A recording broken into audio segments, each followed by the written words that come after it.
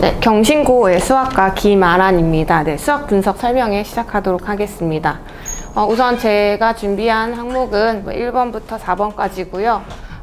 우선 전반적으로 경신고에 대해서 이야기하기 전에 제 소개 간략히 해드리겠습니다. 우선 원장님께서 말씀하셨다시피 제가 개성고 교사를 2022학년도에 역임을 했었고 고2 수학 출제를 담당했었습니다. 그래서 이런 출제 경험을 바탕으로 이제 경신고나 이런 것들이 선생님들께서 어떻게 내시는지에 대해서 좀 분석을 해보았는데요.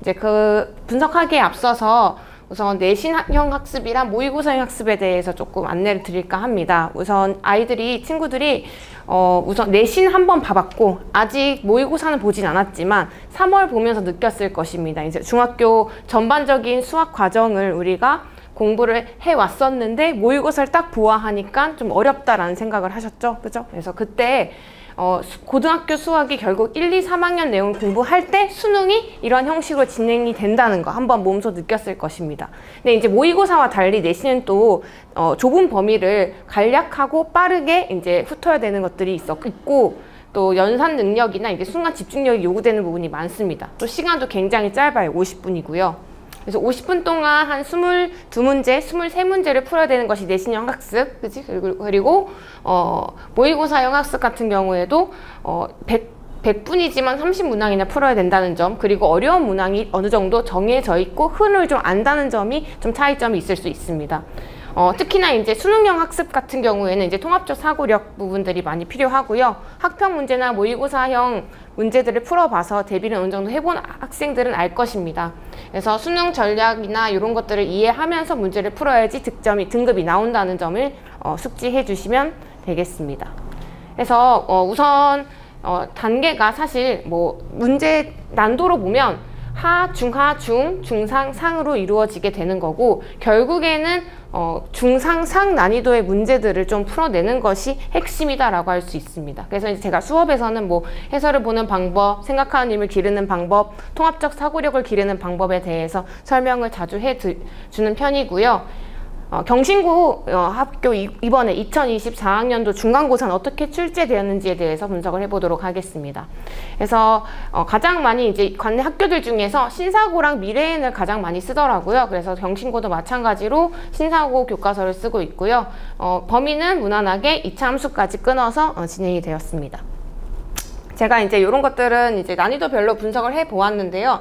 사실 중상 문제들 중에서 살짝 중에 비슷한 문제들도 있었고 중하 중에서 이런 경계들 같은 경우는 감안해서 보시면 되고요. 배점 같은 경우에는 아무래도 어려운 문제가 8문항 정도 출제가 되었다라고 볼 수 있겠습니다.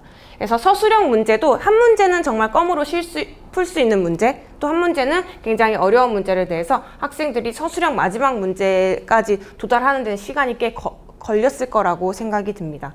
그래서 전체적인 난도는 제가 봤을 때는 중난이도라고 생각이 드는데요. 학생들이 이제 학평 문제를 좀 안 접해보거나 그냥 문제집을 좀 많이 그냥 유형 문제집만 좀 봤다 싶은 중상위권 학생들은 좀 어렵게 느껴질 수 있어서 첫 시험이기도 해서 저는 난이도를 중상이라고 평가를 하고 싶습니다. 주요 문항들을 보도록 하겠습니다. 쉬운 문제들 같은 경우에 중난이도 문제인데요. 이 문제 같은 경우에 풀이법이 2가지가 있는데 이 풀이법 2가지가 체화된 학생들은 자기가 짧은 체단풀이로 알아서 풀었을 것이고 나눗셈을 이용해서 풀었을 학생도 있겠지만 혹은 차수를 떨어뜨려서 좀 간단하게 하는 방법으로 조금 더 계산을 요구하는 문제로 푼 학생들도 있을 것입니다. 그래서 이런 문제들은 다들 잘 풀었을 거라고 생각이 들고 무난한 문제라고 볼 수 있고 어느 시중 문제집에서든 볼 수 있는 문제였습니다. 이번에 경신고 문제에서 교과서 문제를 그대로 출제한 것을 볼 수 있었습니다. 거의 그림도 똑같이 사용하셨고요. 교과서 내용이 약 한 11번까지는 기본적인 문제로 출제가 되었기 때문에 어느 정도 50점 이상 정도 같은 경우에는 교과서만 공부를 잘 해도 문제를 좀 풀 수 있었을 것 같다라는 생각이 듭니다. 그렇지만 이제 제 기억으로는 18번 문항부터는 굉장히 어려워지게 되는데요. 중간에 14번 문항에서 이제 숫자 변형이 이루어진 문제인데 요거는 그대로 학력평가 문제에서 바로 변형이 되었다는 것을 볼 수 있었습니다. 제가 중간고사 때 저희 반 A반에 어느 정도 한 학생들한테는 다 학평 문제 한 번씩 쫙 풀렸거든요. 그래서 아마 이 학생, 제가 맡은 친구들 중에 이거 풀었기 때문에 이거 맞아왔을 거라고 생각이 듭니다. 네, 실제로도 어느 정도 하는 학생들이 학평 문제나 이런 것들은 욕심내서 풀려고 하는 경향이 있기 때문에 이런 것들 다 연습을 해서 들어갔기 때문에 다 맞췄을 거라고 생각이 듭니다. 또 마찬가지로 제가 또 여기서 아이들한테 프린트를 배부했던 문항들 중에서 똑같이 냈습니다. 그래서 항이 이양된 거 말고 또 혹은 이제 문제에서 주어진 조건 물어보는 것만 거의 변형을 하시거든요. 그래서 경신고는 어느 정도 자기가 실력이 조금은 좀 부족하다고 해도 학평 문항을 채워한다면 고득점이 나오는 학교라고 이번에 분석이 되어집니다. 그래서 학평 문제 무조건 최근 5개년 내에 학평 문제를 트레인하는 것을 추천드립니다. 네. 그래서 보시면 마찬가지로 보시면 얘도 마찬가지로 항을 이양한 부분 여기 보시면 PX랑 QS의 위치만 바꿨고요. 거의 똑같이 냈다라고 보시면 되겠습니다. 네, 요 다음 문항이죠. 얘도 마찬가지로 이제 제가 제 프린트에선 풀진 않았지만 얘도 마찬가지로 학평 문항에 대한 변형이 이루어졌다라고 보시면 되겠고 저도 이 290이라는 숫자를 항상 많이 봐왔기 때문에 아이들한테 문제를 좀 풀어줬기 때문에 보자마자 학평 문항이다라는 거 알 수 있었고 거의 뒤쪽 문항은 학평 문항이다라고 보시면 되겠습니다. 그래서 제가 계속 말씀드리지만 경신고는 고득점이 가능하게끔 선생님들께서 문제 변형을 자유자재로 뭐 평행이동을 시킨다든지 혹은 도형을 좀 변형한다든지 그런 것보다 그냥 마지막 주어진 조건 정도 학평 문제를 변형하기 때문에 그 연습이 이루어지면 어느 정도 고득점이 가능하다라고 보시면 되겠습니다. 그래서 요 부분 같은 경우에 이제 한번 보시면 수능 연관성도 굉장히 높고요. 그죠? 그래서 수능 스타일에 연습하기 굉장히 좋은 시험 문제를 출제해 주셨고요. 또 학생들이 또 조금 기초가 부족한 학생들이나 그런 친구들을 위해 선생님들께서 한 10번 문항 정도까지는 교과서 문항을 출제했다라고 보시면 되겠습니다. 그래서 이런 것들을 알면 기말고사를 대비해야겠죠. 그래서 아무래도 변별력 문항들은 뒤쪽에 많이 몰려져 있었고 마지막 그 4페이지 수학 시험지에서 마지막 4페이지 문항을 풀 때 아마 그때 많은 학생들이 다 못 풀었을 거라고 생각이 들고 그 문항을 어떻게 습득을 했느냐 혹은 풀어냈느냐가 관건이었던 부분이 있었습니다. 그래서 제가 거듭 말씀했다시피 4점 문항들 중에서 수능 모의고사 문항들 중 4점 중 조금 어려운 4점, 쉬운 4점 골고루 풀어본 학생이라면 가장 어려웠던 문제 당연히 맞힐 수 있었고 중상 난이도의 문제들도 이거 어디서 봤던 유형, 해봤던 유형이었구나 라는 걸 하면서 문제를 좀 풀어봤을 수 있습니다. 그래서 이런 것들을 참고해 주시면 좋을 것 같고요. 제가 그래서 이번에 아이들을 어떻게 가르쳤는지 이런 것들을 설명을 해드리도록 하겠습니다. 우선 저는 이제 뭐 재미있는 강의 뭐 이런 것들은 어느 강사님들이나 하시는 부분이고 영상 제공 이런 것들 기본적으로 하는 부분이라서 보시면 되고 저는 이제 클리닉을 운영을 하는데 조교쌤들이랑 저랑 같이 동시에 들어가는 클리닉을 합니다. 그래서 토요일 같은 경우에는 3시간 동안 저랑 조교쌤이 아이들 질문 받거나 그렇게 하는데 집중을 하고 있고 조교쌤 같은 경우에도 어느 정도 이제 수학을 할 수 있는 선생님들이기 때문에 특히나 이제 저도 의치학 계열의 조교쌤을 쓰고 있기 때문에 믿고 아이들이 모르는 문항들 질문할 수 있도록 그렇게 시스템을 운영하고 있습니다. 그래서 우선 요 교재 같은 경우에는 제가 이미 윈터 때 아이들이랑 고1 과정에 대한 전반적인 흐름을 훑었습니다. 그래서 윈터 때부터 같이 한 친구들은 어느 정도 개념이 탄탄하다라고 볼 수 있고요.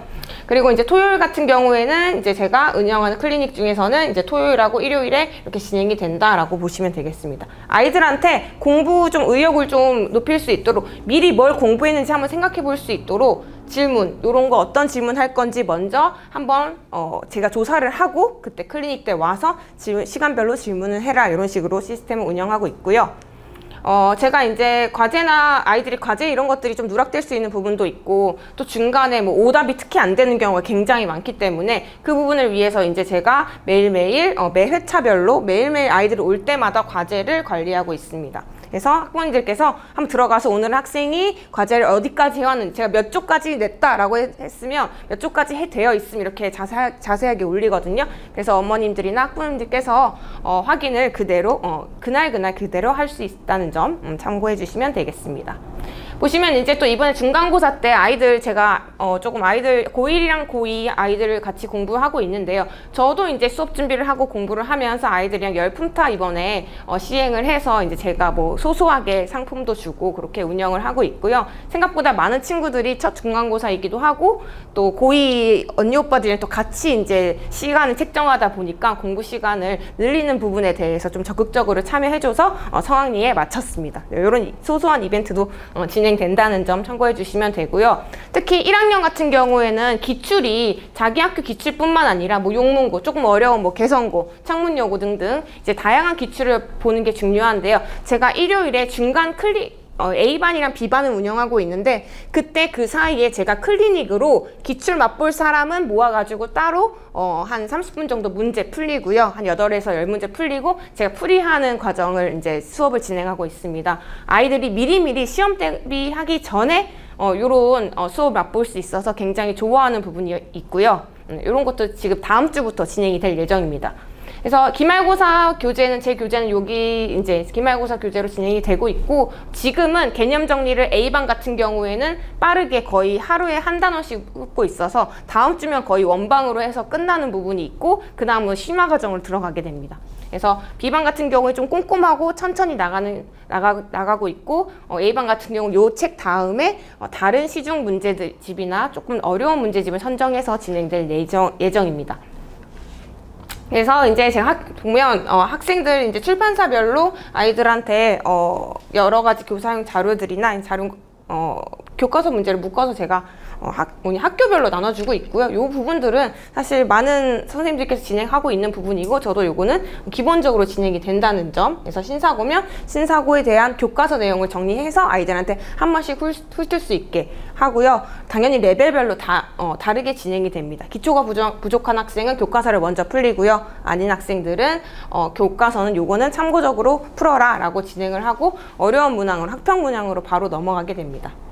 그래서 이제 마지막으로 이제 제가 아이들이 가장 이번에 좋아했던 부분이 뭐냐면 문제를 이제 풀고 자기가 어느 정도 50분 동안 풀 수 있는지 모르잖아요. 그치? 그 실전 모의고사를 한 번씩 보고 나서 오답이 발생했을 때 저는 학생들마다 개별로 한 문제당 이게 뭐 센 문제든 시너지 문제든 이렇게 가지고 와서 이렇게 오답 노트를 제가 직접 만들어 줍니다. 그래서 학교 기출을 풀어 보면서 요거 틀렸으면 요거 비슷한 유사 문항 뽑아서 여러 번 연습하는 부분이 있었는데 이 부분을 학생들이 가장 많이 좋아했던 부분이라고 보시면 되겠습니다. 그래서 제가 전반적으로 내신 대비는 이렇게 진행이 된다라고 참고하시면 되고요. 경신고 분석한 내용을 바탕으로 다음 기말고사에는 조금 더 높은 점수를 획득할 수 있었으면 좋겠습니다. 네, 우선 여기까지 하셨고요. 네, 고생 많이 하셨습니다. 네, 감사합니다.